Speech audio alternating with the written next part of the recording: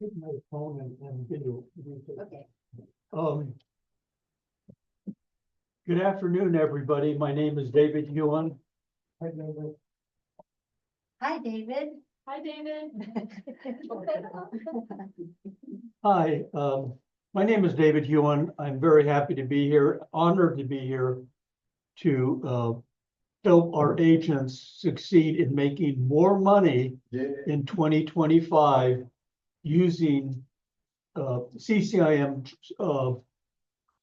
educational benefits and strategies and resources to help you focus, concentrate, and be productive in making more sales in 3 distinct areas that we're going to be presenting on. The first area is office and medical buildings, being presented by Kathy Constanzo, CCIM. The second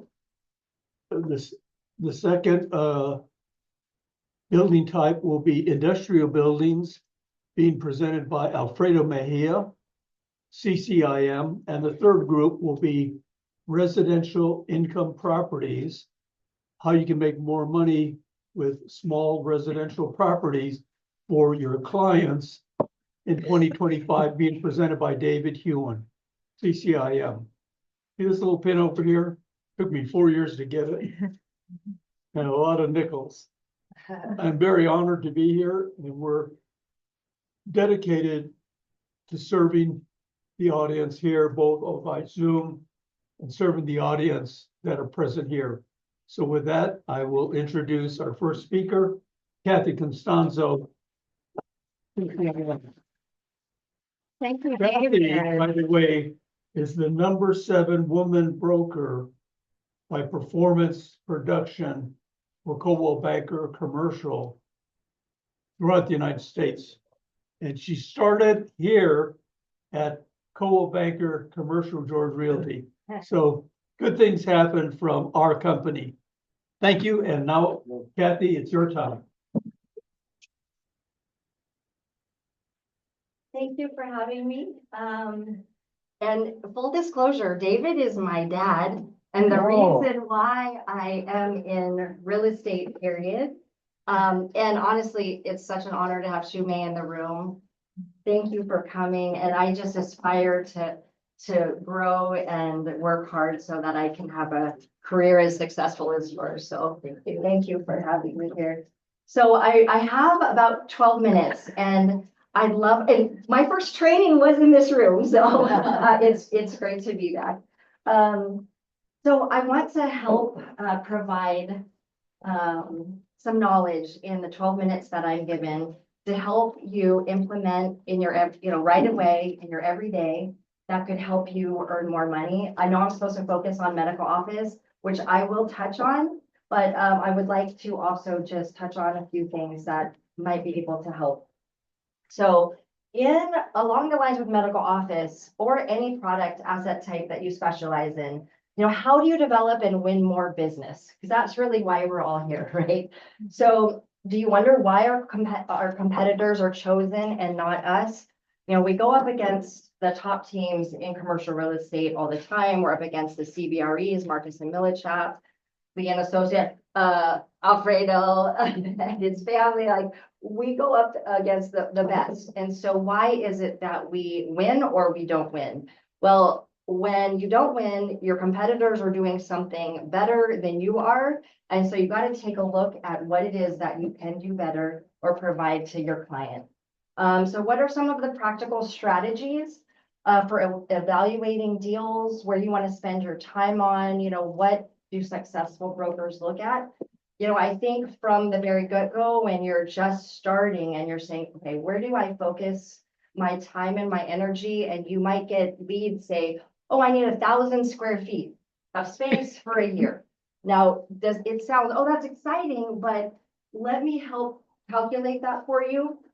If someone's saying, I want to do a 1,000 square foot lease for 1 year, and at the maximum as an office tenant rep, you're going to be making about 4% on that.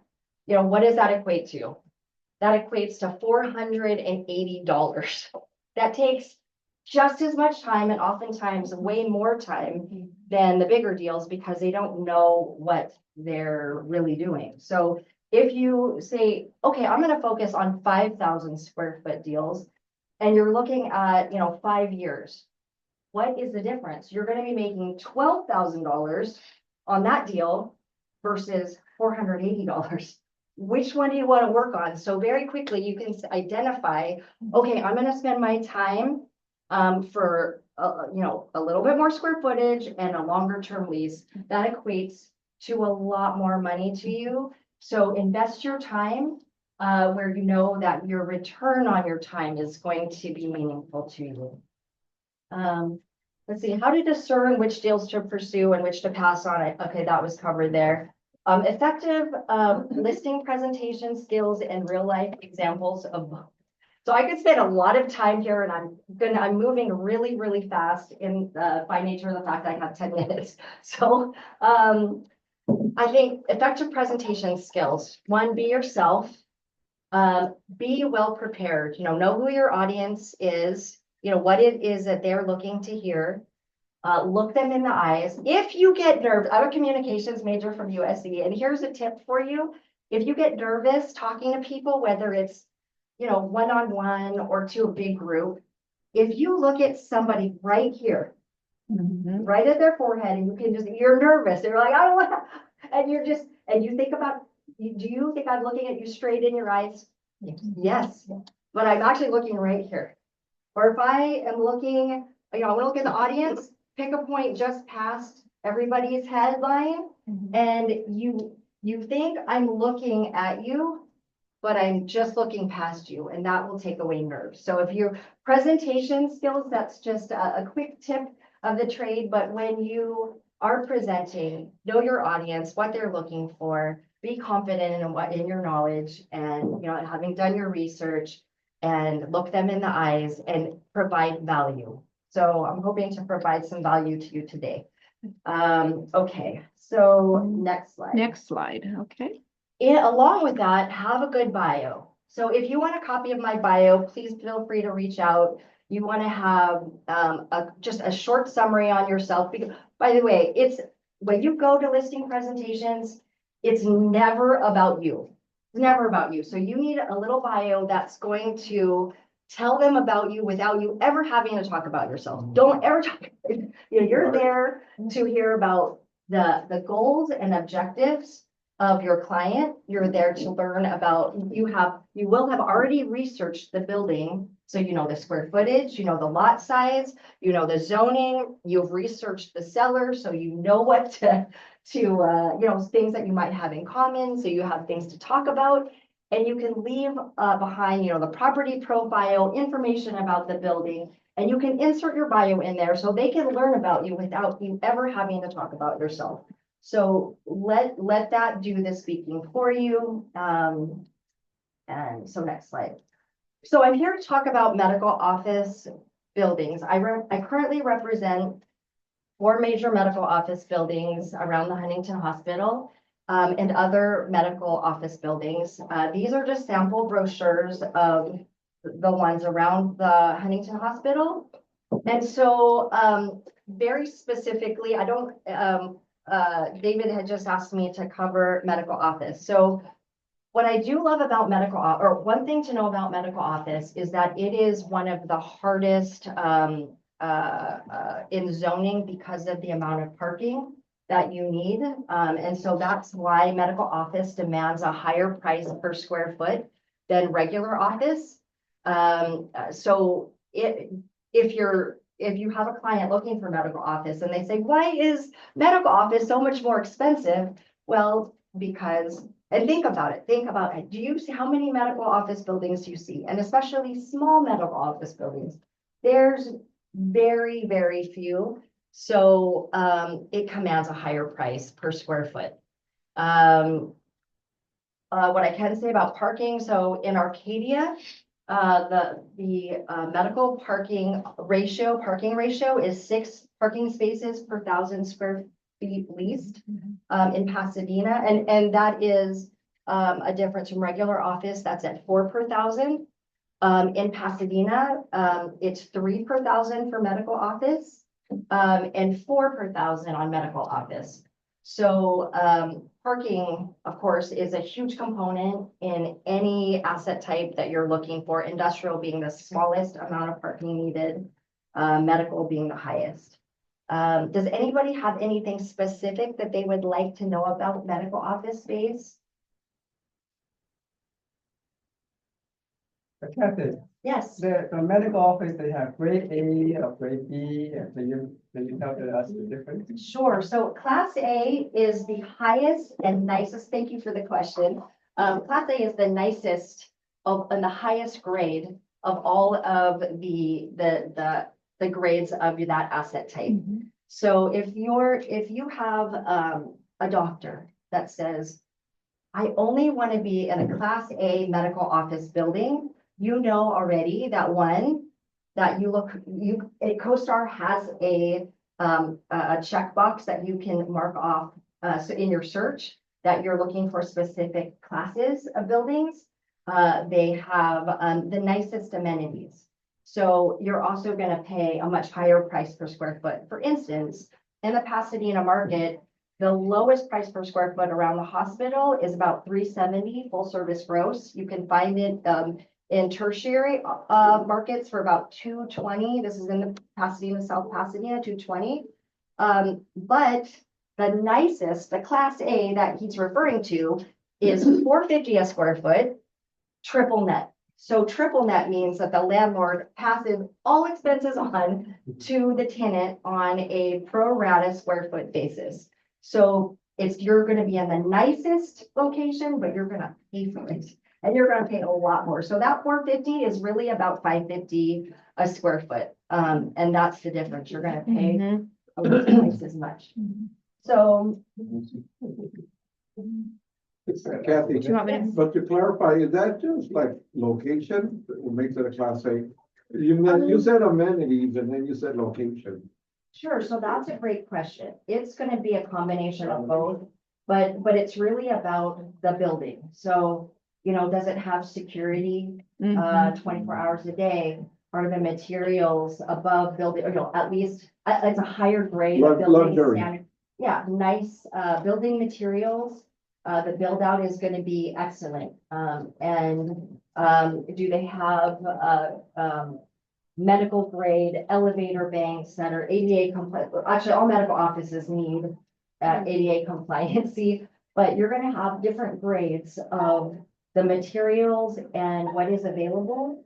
And for instance, like in regular office space, they'll have all sorts of amenities available to you within that building. And so Amenities, X-ray rooms, or food courts or Maybe a pharmacy.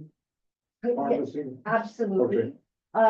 In medical buildings, you're not going to find food courts or anything like in a regular office. So in a Class A regular office building, for instance, that would be on the corner. I think the nicest buildings in Pasadena are at 800 East Colorado Boulevard and 55 South Lake. It's the Pasadena Towers 1 and 2. They're asking for $435 a square foot. Even though Paso Royo is now asking $460 a square foot, interestingly enough, but the build outs are nicer in the Pasadena Towers, and they have the best security in any of the buildings. So yes. Maybe also the lobbies, right, where you walk in and they'll have an attendant there. Yes, so the security officer is there. They have the security screens that are monitoring everything. There are really nice conference rooms that you can just on your app, you can reserve, you can say, oh, I would like it to be configured like a training room style, or I would like it to be configured in a U shape or in an O shape. Like they have hawks that come and take the mice away. They have honeybees at the top creating natural honey. I mean, these places have crazy amenities. They have gyms.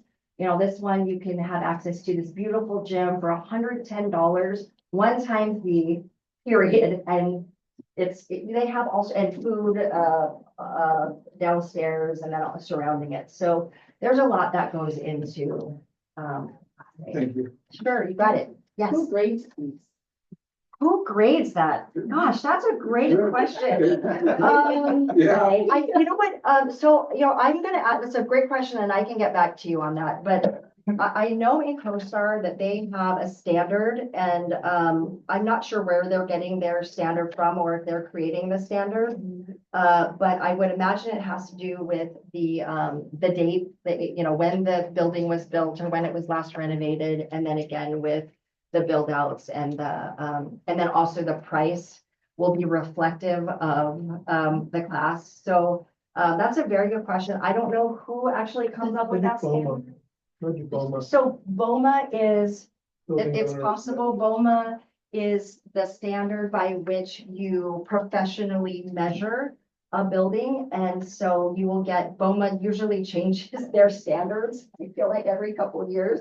But they certainly are, they create standards and create those rules for square footage and things like that.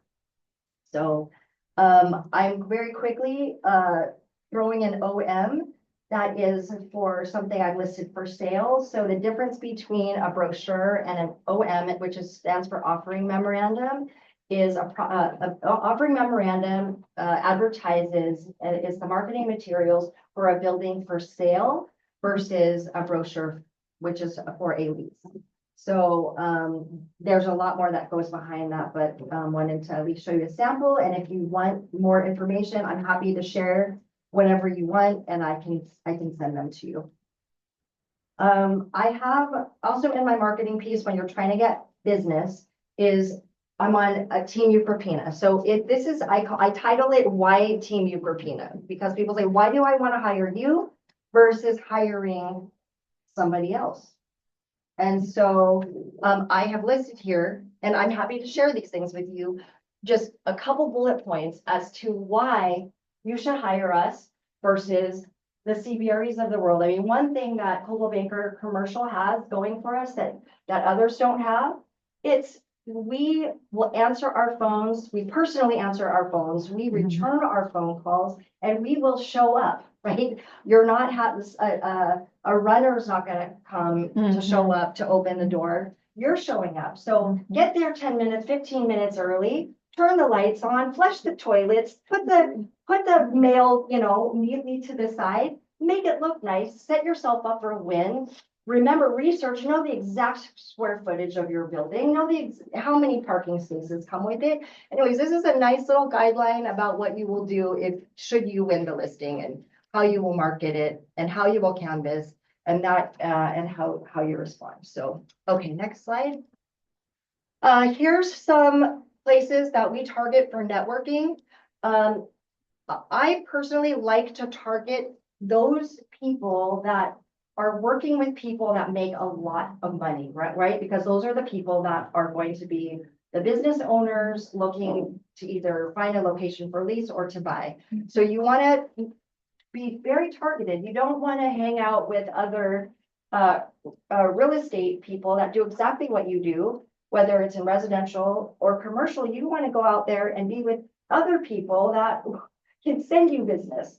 So it's great to obviously know our peers and work really well together, and you gain a respect for each other based on your work product, your work ethic, and how you deal with everybody. But target, this is how I would target perspective in your networking perspective.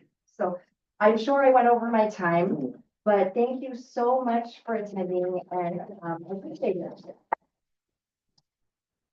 Thank you. Thank you, that was great. Thank you. Thank you. Oh, and now I'm to introduce one of my favorite colleagues, who is one of the very best in industrial in our area in the San Gabriel Valley. You will see their signs everywhere, and he's a fellow CCIM who I really respect so much, Alfredo.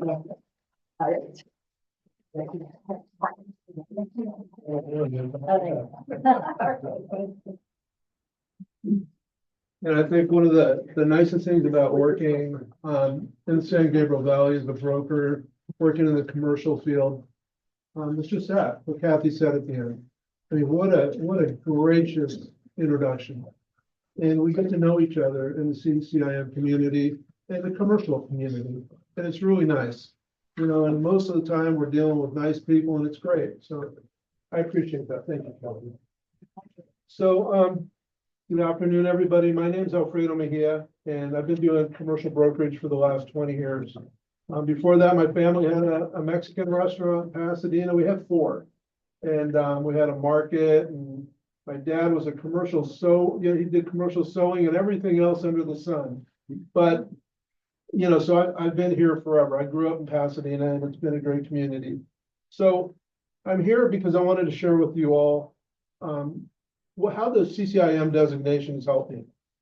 And I received my CCIM designation about a year ago, and I raced through it. I decided I was going to get it, and I took a class, and I took a class, and I took a class. I wouldn't suggest that, but for me, it worked because if I didn't do it right away, I just don't get it done. So anyways, I think what it did for me, I got my degree in accounting. So doing the CCIM just refreshed everything I'd forgotten, which was everything. You know, I became an accountant, and then I got in the restaurant business, and I got into real estate. It was kind of a funny way to go about it, but I went from selling tacos and margaritas to selling industrial buildings. But like Kathy said, you know, where do you network? Well, my networking was all in the restaurant for 20 years. You know, I met all these people. Who goes to dinner? People that own buildings. So when I got out in the field, I knew a lot of people, and it was great. And so it kind of started me out. So anyways, next slide, I'm sorry.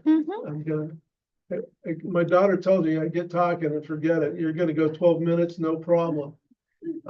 So continuing education benefits, let's go to the next slide. So does anybody here use AI? Yes. Okay.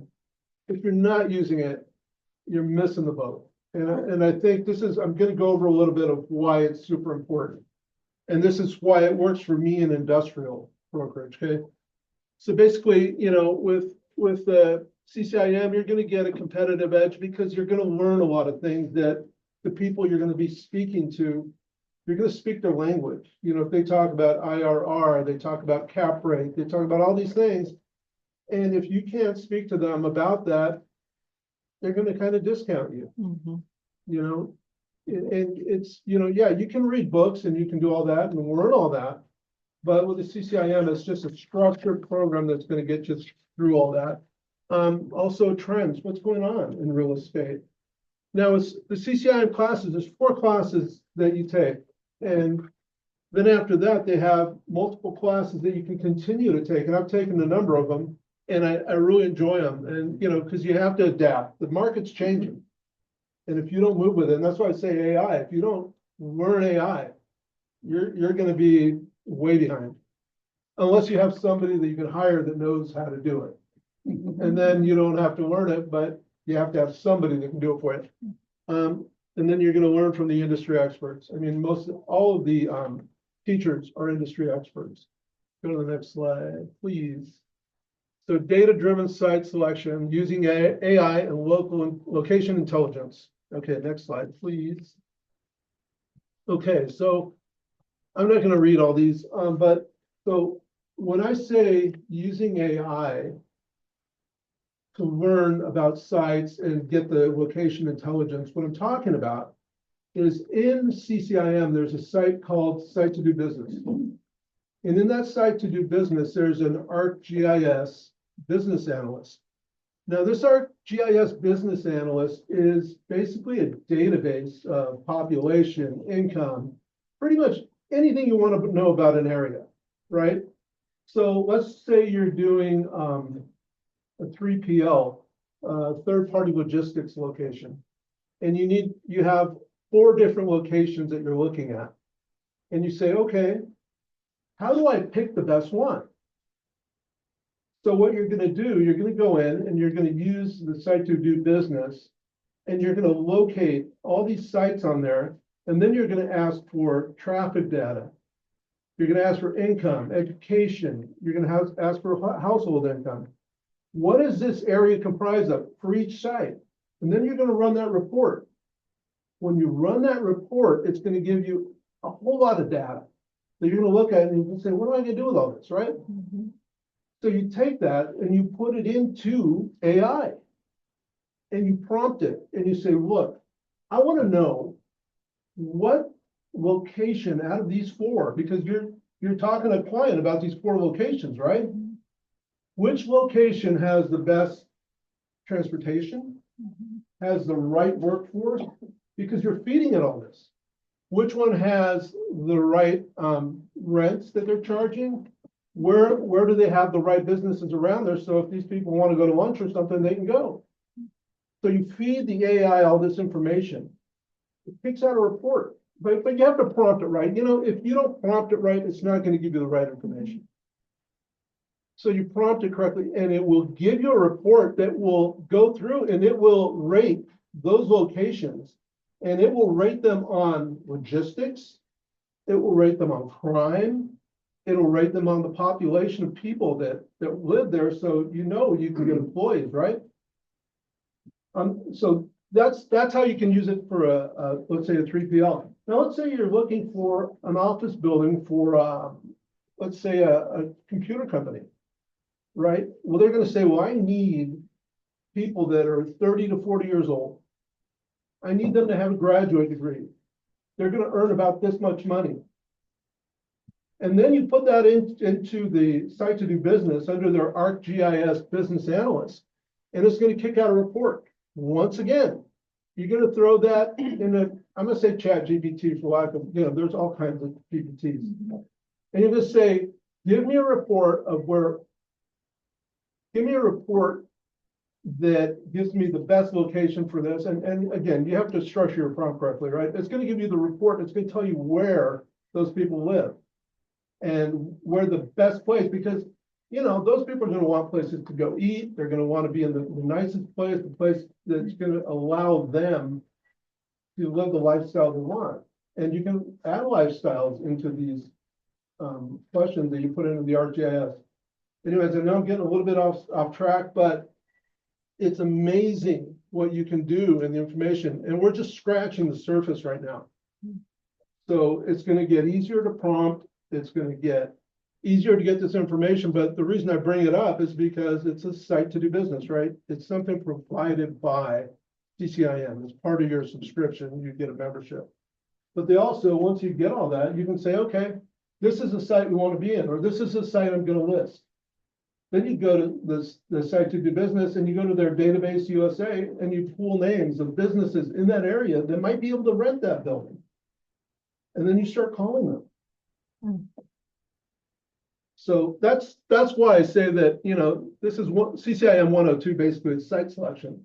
And that's how you tie in AI with that. And it's really good. So number 3. So same thing, using site to do business and AI modeling. Let's go to the next one. Unlocking capital, sale leaseback. Okay, next slide, please. And then, so, a lot of the people we deal with that are in business, they may be in their 60s, 70s, and they may need to start thinking about selling that building, right? But their son works in that building and they don't want to sell the business. They just want to sell the building because the business is doing great, but they need to unlock some of that capital. So maybe they want to do a sale leaseback. And these are things that we learn how to assess.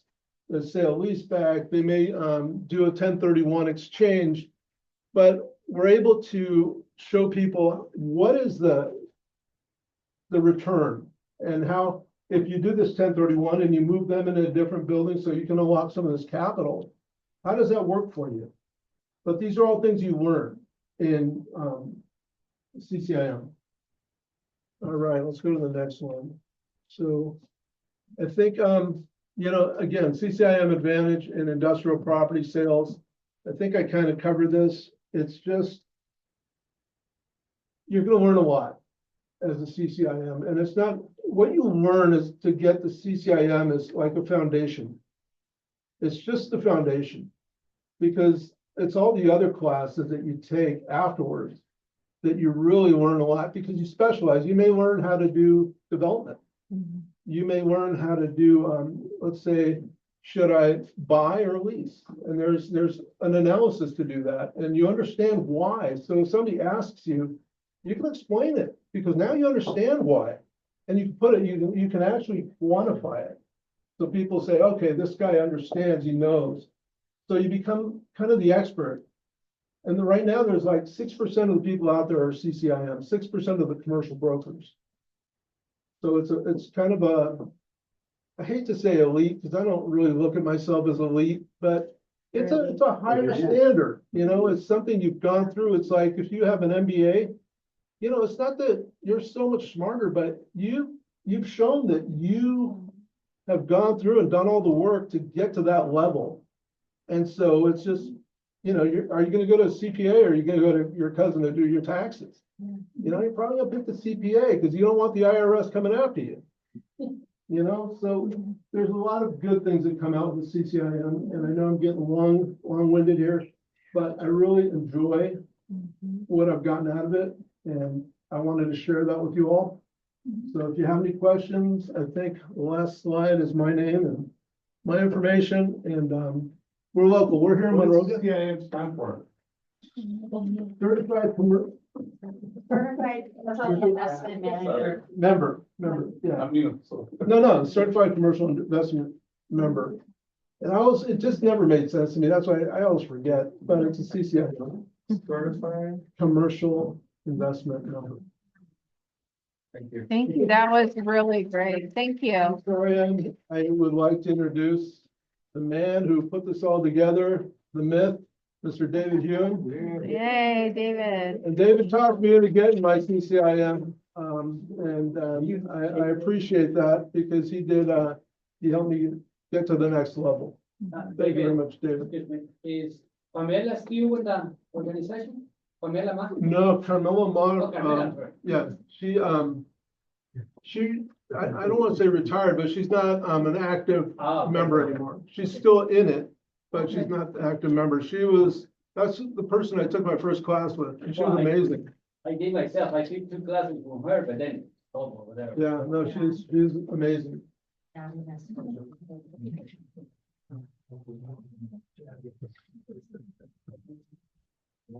Oh, that's.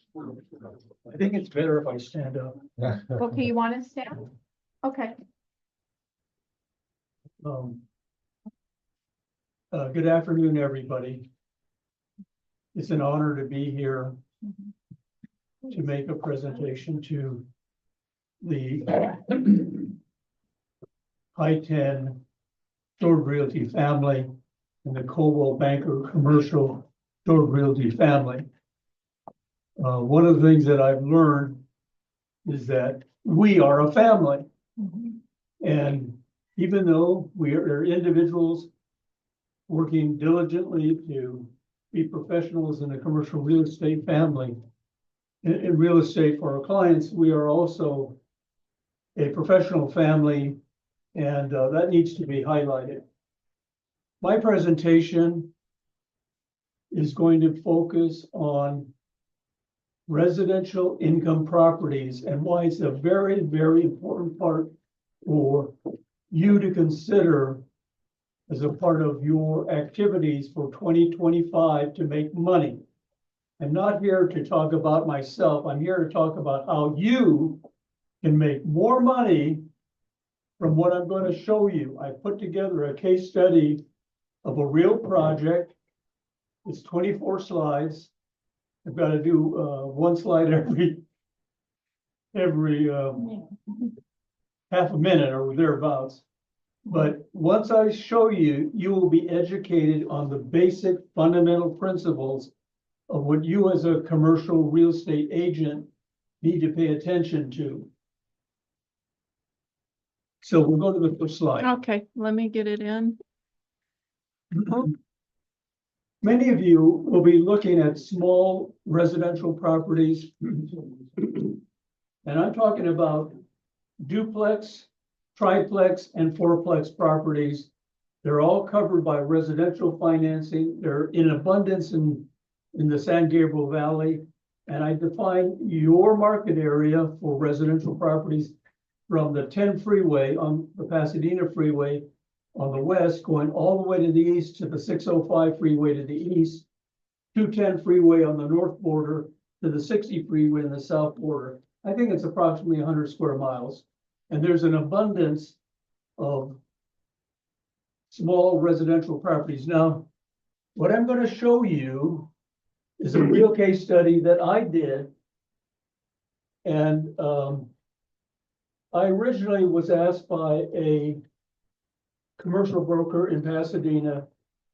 He said, David, I'm having a hard time selling this property in Pasadena. It's a duplex. Could you help me sell it? I've tried for 8 months and I haven't got any offers. Now, this property in 2016 was listed for $800,000. It had a small sign in the front yard and it said, call me, I'm a broker. My name is so-and-so and my phone number. And for 8 months, nobody called him, or the activity was so small, he couldn't sell it. So he turned to me and I said, well, listen, I have no guarantees, but I'll go do a drive-by. So I did a drive-by of this property, which you're going to see here. So my presentation is finding, remodeling, repositioning residential income investments done by me. I have a CCIM designation. I have an MBA from USC. This little pin here took 4 years to get. This is the CCIM pin. But it doesn't mean that you have to follow the CCIM strategy to become successful. But boy, oh boy, it really, really helps. I learned the hard way, what I call it the school of hard knocks, that what I thought I knew was nothing. And I had to start from scratch. And I used my first class introduction to commercial real estate with CCIM with Carmela Ma. She's a brilliant teacher, highly regarded. And I encourage all of you to consider taking one class and seeing if you like it. Here's what happened. I presented this property at 172 South Grand Oaks to 5 clients. Every one of them, after they looked at it, said, David, I'm not interested. I'm going to pass. I said, this is a great opportunity. You know, probably for less than 800,000. I said, I'm sorry, David, I'm going to pass. So I said, what are you going to do now, David? So I looked at the property, and behind this fence was a big area of land, 20 feet wide by 70 feet, plain barren ground. I said, that's ideal to add a 1-bedroom, 1-bath addition to the 2-bedroom, 1-bath and change it into a 3-bedroom, 2-bath. I said, that will definitely increase the value. So after everybody bailed, I said, you know what, David, you have some money in your retirement account earning 2%. I said, why don't you invest it in real estate and see if you can make more than 2%? So I ran all the numbers and I said, I am salivating. So every one of you are going to be confronted with opportunities, and you have to know how to look at that opportunity and say, if my clients are not interested in this property, I'm going to put together a family syndication of me, my mother, my father, my brother, my aunt or uncle, you know, under supervision of your accountant and your lawyer, to do it yourself, okay? Become an entrepreneur. Don't be afraid of making money in real estate as a principal. So this is, go to the next slide. This is my academic background, my achievements in real estate.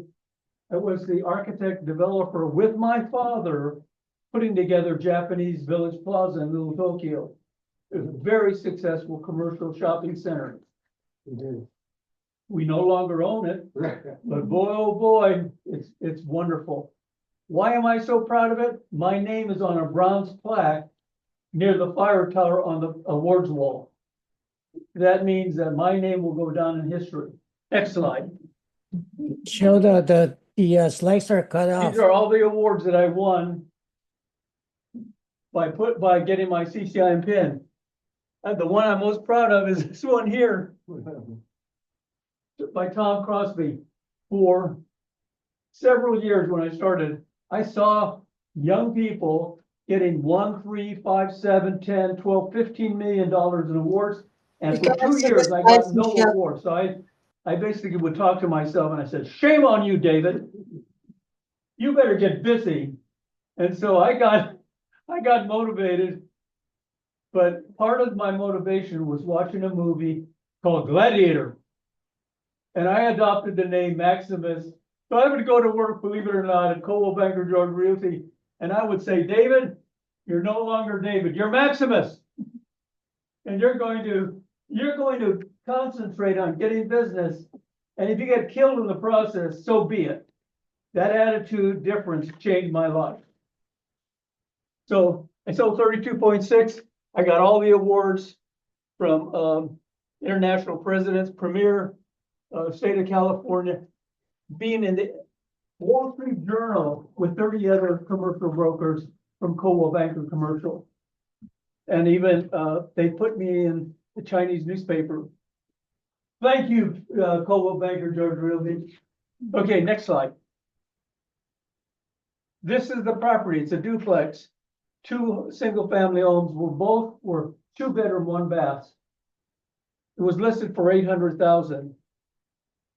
He did not have the marketing strength of Coldwell Banker Jordan Realty. He was a single commercial broker, and he did not know. He was trying to double end it. He was trying to pick up the listing side and the buyer side. That's a big mistake that he made. Next slide. This is a picture of the duplex from the street. Nice little duplex. Next slide. This is the inside of the front unit. Michelle, Living can you room, hear me? dining room, kitchen, bathroom, and a fireplace. Next picture. This is the rear yard. The rear yard. Here's a piece of land that you, as real estate agents, you can do it. You can just look at the property and say, wow, what a great opportunity for my clients. If they can't see it, I can see it.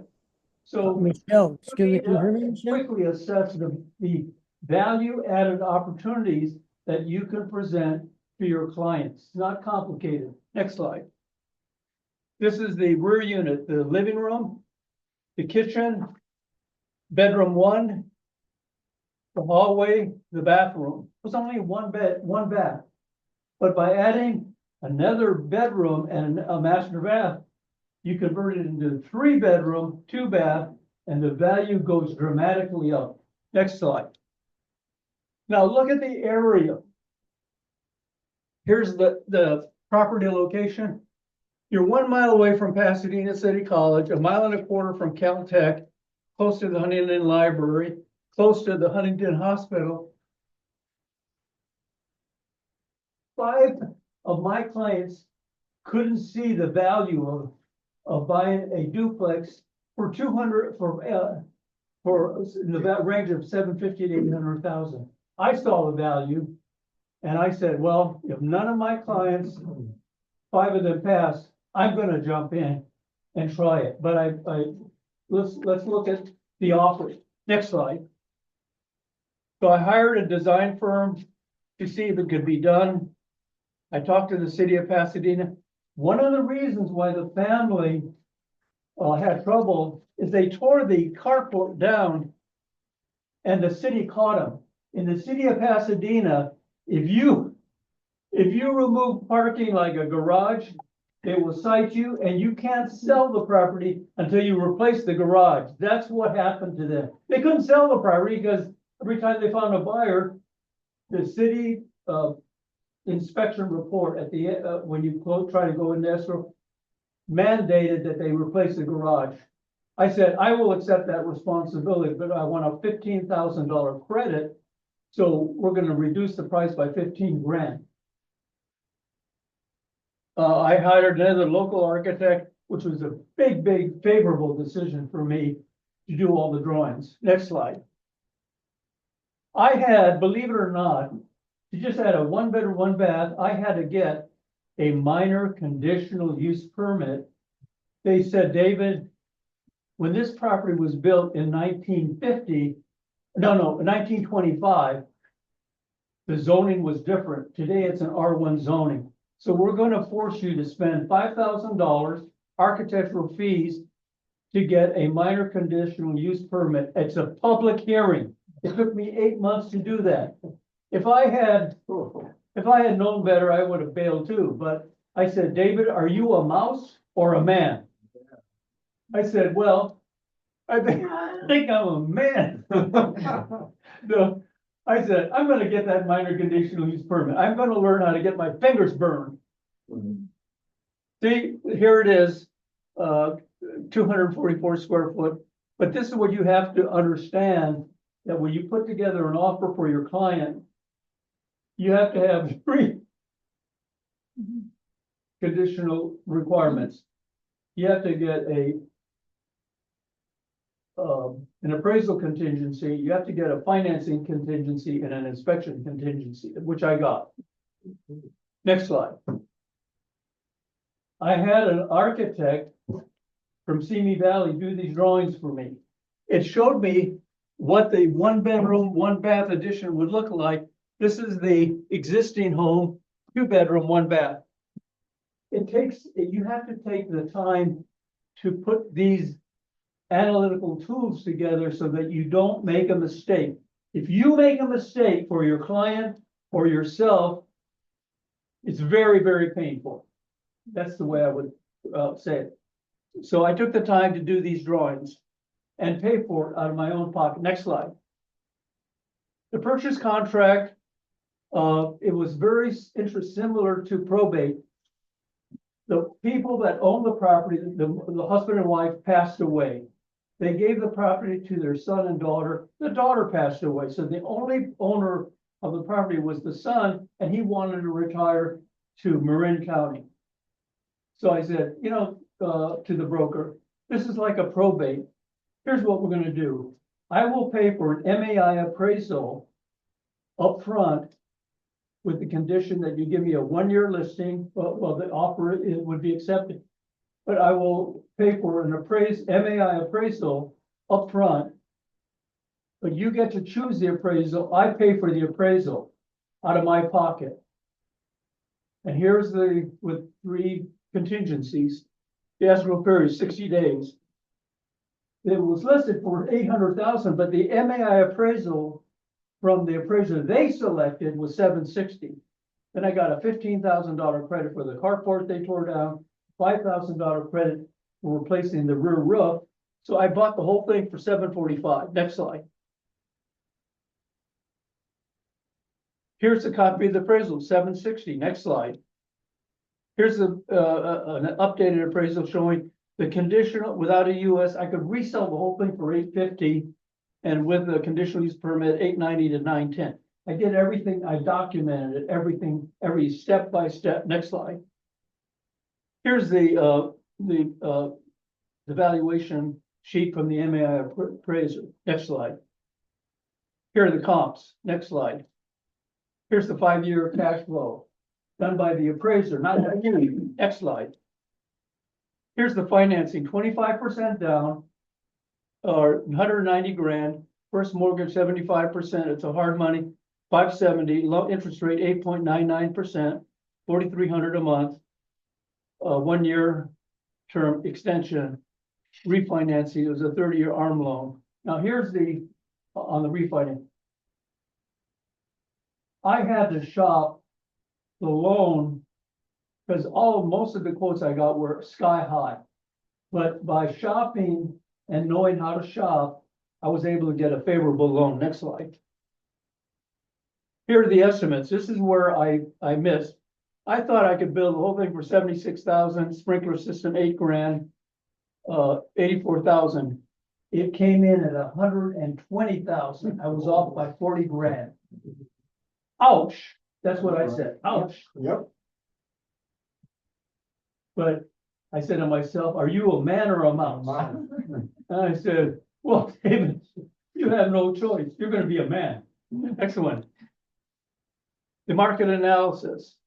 I was getting $2,500 a month for the front, $2,500 for the second, but the tenants in the front moved to the back and said, once you finish the remodeling, we'll pay you 3,500, 3,250 to 3,500.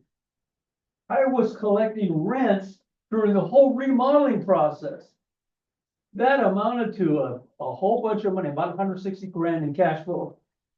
Here's something, rule number one, always use a property management firm. Always tell your clients to use a property management firm. It's a requirement at Coldwell Banker Group. Don't play with that. You have to stay away from property management. Hold and rapid response. I took care of my tenants. When they called and said, we have ants in the kitchen, I showed up 2 hours later with a termite inspection company. I said, you have just told me that there's major ant attack. I said, where are the ants? He said, see this one ant? That's the remnant of the ant attack. After the whole kitchen was filled with ants, I said, what happened? Well, my wife was so frustrated, she cleaned out all the ants. I said, you still want me to repair everything? Yes. So I got the termite inspection company to do a environmental clean termite repair for $750, the front one for $750. But because I acted so fast, the tenants started doing something very unusual. They paid their rent to the property management firm 1 week in advance. Instead of the first of the month, they paid it on the 21st of the month because they knew that I was taking care of them. Take care of your tenants. Next slide, investment analysis. We finally sold it in 2019 under the advice of a feng shui master, Alex Z from Monterey Park. He said, David, sell it immediately. No more playing games. There's trouble coming ahead. We closed on, listed in August. We sold it for 1.2 million all cash. And closed in October. Here's what happened. On February 1st of 2020, the lockdown from COVID-19 hit. I was not involved with the COVID-19, couldn't go anywhere. Okay, proper rent control came into effect on January 1st. So the decision that I received by using Alex Z Feng Shui Master was brilliant. That's all I can say is I did it. I'm not recommending, but I've become a true believer. Next slide. Here's the investment analysis. Next slide. Picture of me, my associate Yen Yen Tang. And so my presentation is now coming to a close. I want to thank everybody for attending. And it's our goal that you will make a lot of money in 2025 because you're better prepared and you have 5 qualities that I will strengthen you with. The first quality that you need to be successful is what Peter Camp says is confidence. We call it courage. The second quality that you need is character, integrity, outstanding integrity, because your clients will know it in 2 seconds flat. Third quality you need is the commitment to, once you start a job, to finish it with no excuses. Fourth quality you have to have is capital management skills to produce profits for your clients. They'll love you for it. And the fifth quality is a caring attitude for your colleagues, a caring attitude for your clients, a caring attitude for your community, a caring attitude for your country. And when you put all these qualities together, you're going to deliver the knockout punch for success for yourselves and become a hero for your family, for your company, I-10 George Realty, for Coldwell Banker Commercial, George Realty, and for your community. If you have questions in the future, you have my phone number, but I'll give it to you anyway, 626 area code 221-1179. I work modest hours from 8 in the morning to 8 at night, 7 days a week. Thank you, everyone. Thank you, David. Thank you, David. Thank you so much. And everybody on Zoom, David will be the end of the presentation. We thank you so much, David, for arranging the speakers and for speaking. You want to reach me, here's my We look card. forward to seeing you all in the next training. It'll be Friday at 1 p.m. We have changed the time. So we'll see you Friday at 1 p.m. And we're so grateful for the presentation today. Thank you all very much. Until next time, have a great day and we'll see you soon. I will-